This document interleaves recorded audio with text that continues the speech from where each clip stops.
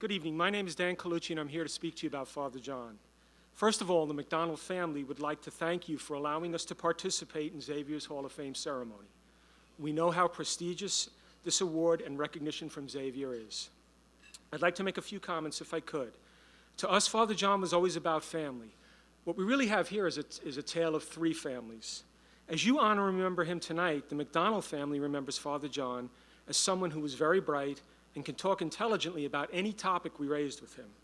He had an extensive breadth and depth of knowledge.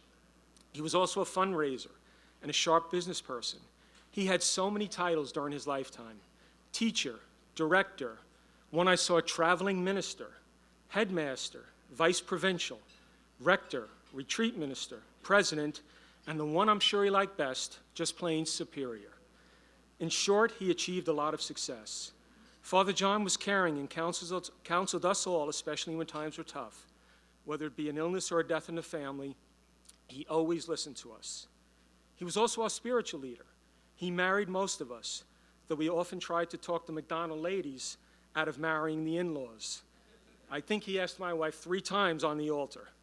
He also baptized and gave Holy Communion to many of our children.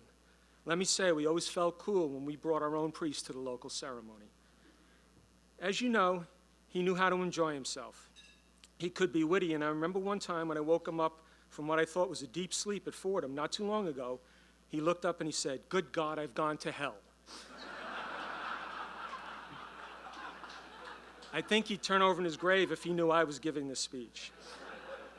He could be, in short, Father John led a very balanced and rewarding life.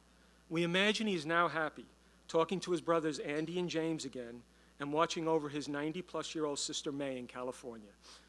With his schedule and varied locations, we did not see him as often as we would have liked, but we cherished the times we had with him.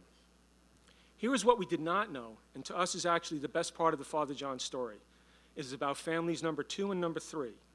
There were times when we would ask Father John if he wanted us to join us at holidays or for his birthday, and he said he had plans. What we did not know was how many of his former students were celebrating these events with him.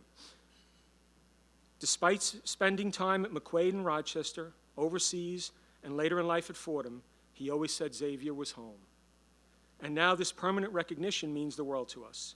So to the McDonald family, the real stars tonight are the Jesuit community and his former students from Xavier. As a result, we would like to give special thanks to John Roslowski, Ed McLaughlin, Shane Lavin, Michael Benigno, and Helene Strong, all of Xavier, for making this evening possible. And a very special thanks to his former students, especially Rich Battaglino, Joe Garvey, Jim Crisafulli, Sal Samella, Tom Lavin, John Murray, Fred Wheeler, Frank Orlando, Glenn Polino, and Joe Marr. Your support and care for Father John will never be forgotten by us. We will always be grateful. Again, thanks to all of you.